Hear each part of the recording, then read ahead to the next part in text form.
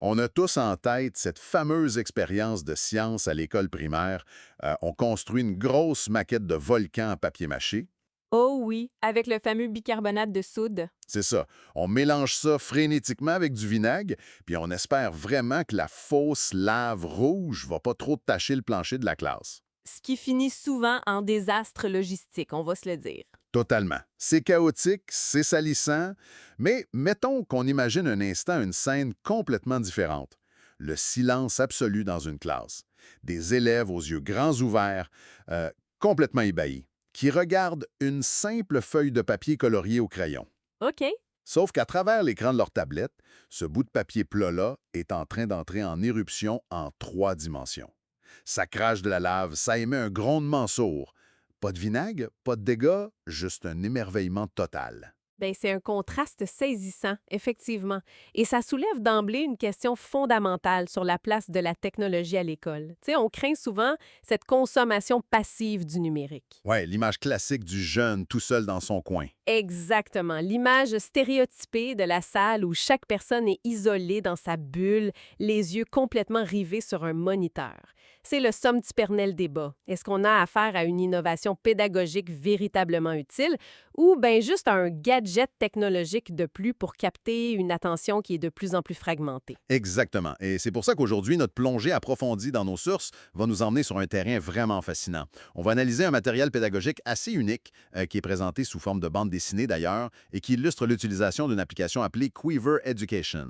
Une application très intéressante, oui. L'objectif de notre discussion aujourd'hui, c'est vraiment de décortiquer comment la réalité augmentée peut s'intégrer concrètement dans une vraie salle de classe. On veut voir au-delà du simple effet de surprise. Le fameux effet wow. C'est ça. On veut dépasser ça pour comprendre la mécanique de cet apprentissage-là, les bénéfices réels sur le cerveau, les limites logistiques indéniables sur le terrain, puis l'impact sur la motivation. Ce qui rend cette approche particulièrement digne d'intérêt, c'est qu'on ne parle pas d'abandonner les méthodes tactiles traditionnelles au profit du tout numérique. L'approche qu'on explore aujourd'hui est profondément hybride. Elle prend racine dans le monde physique, dans l'action motrice, avant de s'envoler vers le virtuel. OK, décortiquons tout ça.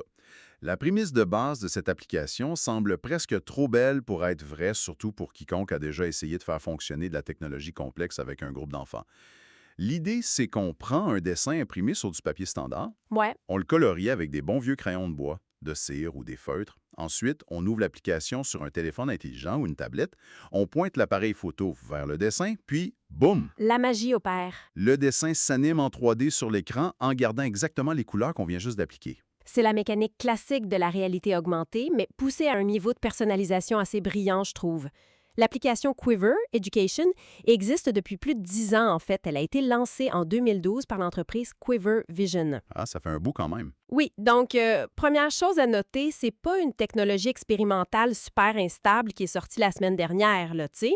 Elle a eu le temps d'être testée et raffinée. Mais comment ça marche techniquement? Je veux dire, comment la caméra de la tablette sait que mon espèce de gribouillis bleu et vert doit se retrouver exactement sur la carapace de la tortue ou sur les ailes de l'avion en 3D? Ben, c'est là qu'on entre dans la magie de la vision par ordinateur. Quand la caméra scanne le papier, le logiciel ne cherche pas vraiment à comprendre le dessin comme le ferait en humain. OK. Il cherche un contraste géométrique très, très spécifique. Les lignes noires épaisses du dessin imprimé agissent un peu comme un code barre extrêmement complexe ou, mettons, une carte topographique invisible. Le logiciel repère ces lignes noires-là et s'en sert comme de points d'ancrage spatiaux. Donc, si je comprends bien, le dessin est essentiellement une carte de repérage pour l'intelligence artificielle de l'application. Exactement. Une fois que l'application a verrouillé ses points d'ancrage, elle génère un modèle tridimensionnel, un maillage 3D, qu'elle superpose virtuellement sur le papier. Et l'étape cruciale, c'est qu'elle prend une capture des couleurs qui se trouve entre ces lignes noires Ah! et elle applique cette capture-là comme une texture sur le modèle 3D. C'est le même principe que le plaquage de textures dans les jeux vidéo, mais fait en temps réel à partir d'un objet physique. Wow, j'aime utiliser une analogie pour bien visualiser la chose. C'est un peu comme si on prenait un de ces livres pop-up classiques, tu sais, les fameux livres animés en carton où l'on tourne la page et un château se dresse d'un coup, mais qu'on le propulsait directement dans le 21e siècle. C'est une super belle comparaison. Sauf que là, l'enfant n'est pas juste un lecteur passif qui tire sur une languette, il devient l'illustrateur puisqu'il décide des textures et le réalisateur puisqu'il peut manipuler la caméra en bougeant sa propre tablette. Ce qui est fascinant ici du point de vue cognitif et pédagogique, c'est cette séquence précise-là, du physique vers le numérique. On force un ralentissement initial. C'est-à-dire? Ben, avant d'avoir la gratification instantanée de l'animation 3D, l'élève doit s'investir physiquement. Le coloriage demande de la motricité fine, de la concentration, une prise de décision sur les couleurs. Cet investissement physique et tactile mobilise des zones du cerveau liées à l'attention. OK, je vois.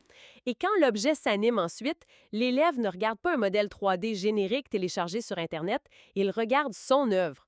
Ce sentiment d'appropriation-là décuple littéralement l'engagement. C'est clair qu'on s'éloigne de la passivité. D'ailleurs, et les exemples d'utilisation qui sont mentionnés dans nos sources couvrent presque toutes les matières. En sciences, on voit le cycle de l'eau en mouvement. En anglais, un lion en 3D qui rugit et prononce « This is a lion ». Le petit accent et tout. Il y a des dinosaures pour l'histoire et il y a même un outil parallèle, Quiver Studio, pour créer des animations à partir de zéro. Mais bon, tout ça, c'est la théorie, c'est beau sur le papier, c'en est une autre de voir comment cette technologie survit au chaos d'une vraie salle de classe. Ouais, le fameux test du terrain. Et c'est là que l'histoire de Clara, détaillée dans les sources, devient vraiment pertinente. Tout à fait. Clara est une enseignante avec des élèves de 9 ou 10 ans. Ça correspond à notre 4e année du primaire ici. C'est un âge critique. Les enfants sont naturellement curieux, mais les concepts scientifiques commencent à devenir de plus en plus abstraits. Donc, c'est plus dur de les accrocher. Exact. Maintenir leur attention demande des stratégies plus pointues. Clara décide donc d'aborder le fameux thème des volcans en utilisant cette application. La séquence qu'elle met en place est super structurée. Elle distribue les dessins de volcans, elle demande aux élèves d'imaginer et de colorier la roche, la lave, les cendres. Une étape importante. Et vient ensuite le moment du scan. Et c'est là qu'on décrit cet effet de surprise immédiat, le fameux « wow » de la classe. La lave coule en 3D sur les tablettes. Mais là, je dois m'arrêter ici et poser une question peut-être un peu provocatrice. Vas-y. Est-ce que voir un volcan à 3D sur un écran tactile est vraiment fondamentalement plus éducatif qu'un excellent documentaire du National Geographic ou qu'un schéma ultra clair dans un bon vieux manuel de science? Est-ce qu'on se laisse pas juste aveugler par la nouveauté parce que c'est cool? C'est l'objection la plus saine qu'on puisse formuler, puis il est impératif de se la poser. Pourquoi s'embêter avec de la réalité augmentée si une vidéo fait l'affaire? La réponse réside dans la psychologie de l'apprentissage spatial. OK, explique-moi ça. Une vidéo, même si elle est magnifique, ça reste une expérience unidirectionnelle. Le réalisateur a choisi le point vu, le rythme, le moment exact où on zoome. L'élève subit le flux d'informations. Quant au manuel scolaire, c'est encore plus complexe. Oui, la fameuse coupe transversale d'un volcan dans un livre, où on voit le magma à l'intérieur, ça ressemble parfois plus à une pointe de gâteau étagée très colorée qu'une vraie force de la nature. Exactement. Et pour un cerveau de 9 ans, transformer cette image 2D plate et complètement figée en un concept 3D mental dynamique, ben ça exige une charge cognitive énorme. On appelle ça la rotation mentale. Beaucoup d'adultes ont déjà du mal avec ça, tu sais. C'est très vrai. Ce que la réalité augmentée permet, c'est de décharger le cerveau de cet effort d'abstraction. L'élève peut littéralement tourner la tablette autour du volcan. S'il veut voir d'où sort la fumée, il s'approche avec l'écran. S'il veut comprendre par où la lave descend, il incline la tablette. Il explore l'objet sous tous ses angles à son propre rythme. C'est là que ça devient vraiment intéressant. L'élève est vraiment aux commandes de son exploration. Et c'est fascinant parce que cette idée de manipulation spatiale pour comprendre des concepts complexes, on la retrouve partout chez les professionnels aujourd'hui. Absolument. C'est exactement la même logique qui est utilisée pour former des étudiants en médecine qui explorent un cœur humain en réalité virtuelle ou mettons des apprentis mécaniciens en aéronautique qui démontent un moteur d'avion virtuellement. Clara prépare ses élèves de 4e année avec les mêmes paradigmes cognitifs que les adultes d'aujourd'hui. C'est une excellente comparaison. La mémorisation est intrinsèquement liée à l'action. L'enfant retient que la coulée de lave modifie le paysage parce qu'il a physiquement dû contourner le volcan virtuel pour l'observer. Cette immersion sensorielle-là rend la leçon non seulement vivante, mais profondément mémorable. Et ça ne s'arrête pas à l'observation. Nos sources décrivent une étape supplémentaire qui est super pertinente. Les élèves utilisent l'application pour prendre des photos et enregistrer de courtes vidéos de leur volcan personnalisé en pleine éruption. Oui, Ensuite, Clara rassemble toutes ces créations-là sur un mur collaboratif virtuel, un Padlet. Toute la classe peut voir les volcans des autres. Fait que on part d'un dessin individuel, on l'anime, puis on le publie pour ses pairs. cette boucle de rétroaction est primordiale. Publier le travail, ça donne un sens à l'effort. L'élève ne fait plus un exercice uniquement pour plaire à l'enseignante et avoir une bonne note. Il crée un contenu destiné à être vu par un public, en l'occurrence, ses camarades de classe. Ça change complètement la dynamique de motivation. Par contre, on va se le dire, la technologie en classe, ça marche jamais du premier coup comme par magie. Il y a toujours un pépin quelque part. Ah, toujours! Et ce que j'apprécie vraiment dans les sources qu'on analyse aujourd'hui, c'est leur honnêteté par rapport à ça. On y détaille le test de la réalité, les obstacles qui se dressent inévitablement sur le terrain. Oui, et le premier obstacle technique mentionné est fascinant parce qu'il nous ramène directement à notre explication sur la vision par ordinateur de tout à l'heure. Il arrive très souvent que le scan échoue complètement. Ah oui? Et pourquoi? Parce qu'un élève, dans son grand enthousiasme, a utilisé un crayon de cire beaucoup trop foncé ou a colorié avec tellement d'intensité qu'il a complètement recouvert les fameuses lignes noires du dessin original. Ah, le code barre invisible dont on parlait a été effacé par un excès de zèle avec un marqueur noir. C'est exactement ça. Le contraste géométrique disparaît, le logiciel est aveugle et la magie s'arrête net. À cela s'ajoutent des problèmes de reflets si la classe est trop éclairée par le soleil ou si la tablette est mal inclinée. C'est presque poétique, tu sais. L'intelligence artificielle la plus sophistiquée mise en échec par un coup de crayon un peu trop vigoureux. C'est la beauté de la chose. Mais ça, bon, ce sont des pépins techniques qu'on peut régler avec de bonnes consignes de départ. Ce qui m'inquiète le plus dans ce qui est écrit dans les documents, c'est la contrainte matérielle. Le document souligne le manque de tablettes. Clara n'a que quelques appareils pour toute sa classe. C'est la réalité de l'écrasante majorité des milieux scolaires, malheureusement. L'équipement individuel, le 1 pour 1, c'est une exception, c'est pas la règle. Mais jouons un peu l'avocat du diable ici.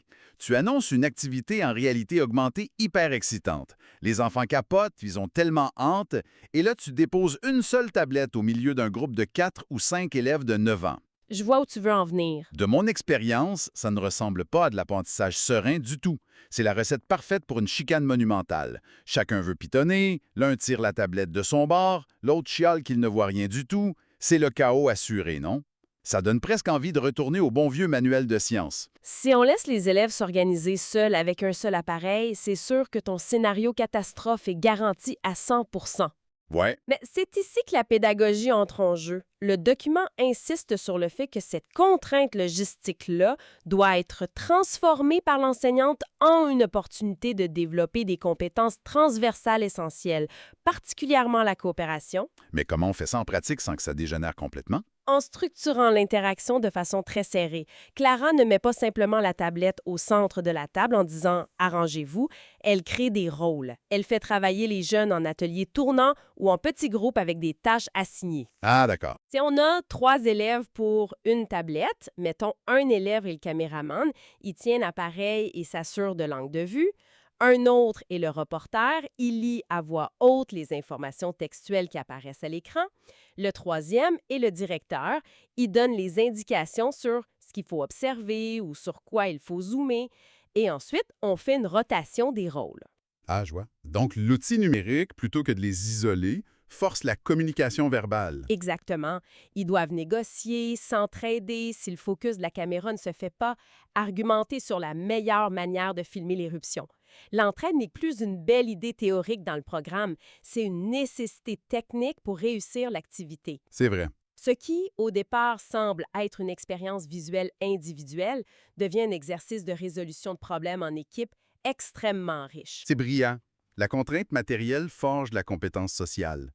Mais, attends, si on parle de prendre des photos, de filmer avec une tablette dans une classe, puis ensuite de téléverser tout ça sur un mur virtuel collaboratif, moi, j'ai tout de suite un immense drapeau rouge qui se lève.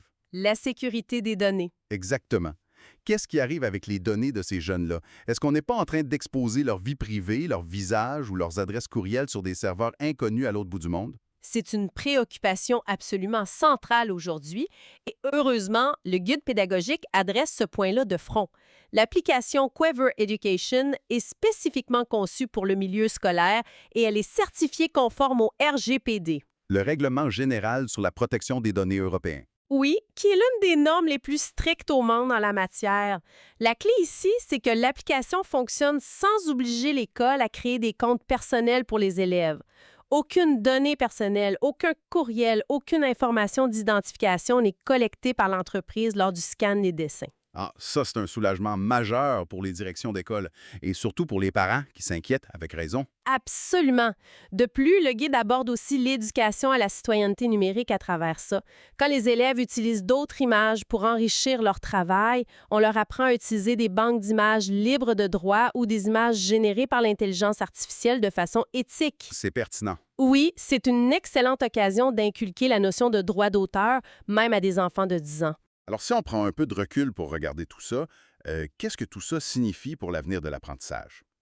Quand on regarde l'intégration de cette activité dans son ensemble, on réalise à quel point c'est un travail multidisciplinaire. Totalement. L'étincelle de départ, c'est la science avec les volcans. Mais après l'activité de réalité augmentée, le guide propose des prolongements super naturels. Les élèves passent au français en rédigeant un récit d'aventure basé sur leur éruption à eux. Ils pratiquent la communication orale en présentant leur travail à la classe. Certains peuvent même fabriquer un diorama physique à la maison pour aller plus loin. Et quand on lit les retours des élèves qui sont cités dans la source, on voit que l'impact dépasse largement la simple acquisition de vocabulaire géologique. C'est-à-dire, Bien, les enfants témoignent de leur fierté d'avoir réussi à combiner une approche très artistique, le choix des couleurs, le design de leur propre volcan, avec la rigueur scientifique. On note aussi un gain énorme en autonomie face à la technologie. Ils sont plus de simples consommateurs d'applications, ils les utilisent comme de vrais outils de création. Mais avec un outil qui est visuellement aussi puissant, qui capte l'attention de manière aussi spectaculaire, est-ce qu'on ne court pas le risque de voir la technologie éclipser la personne qui enseigne? Est-ce que le rôle de l'enseignant n'est pas réduit à celui de simple technicien informatique qui s'assure que le Wi-Fi fonctionne dans la classe? Cela soulève une question importante. Et la conclusion de notre source est sans équivoque là-dessus. L'outil ne remplace jamais, au grand jamais, l'intention pédagogique. L'innovation de Clara ne réside pas dans les lignes de code de l'application Quiver. Elle réside vraiment dans sa manière d'orchestrer l'expérience. Oui, la préparation. Le document souligne que le rôle de l'éducateur est de préparer en amont, de concevoir le scénario et surtout d'accompagner sans faire à la place des élèves. L'application n'est qu'un véhicule au fond.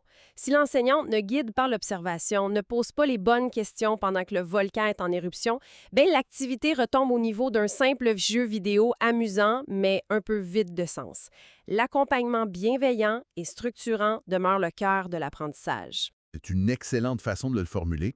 En fin de compte, l'intégration réussie de la réalité augmentée, c'est pas juste de garrocher des écrans dans une classe pour avoir l'air moderne devant les parents. C'est d'utiliser la technologie comme un véritable pont.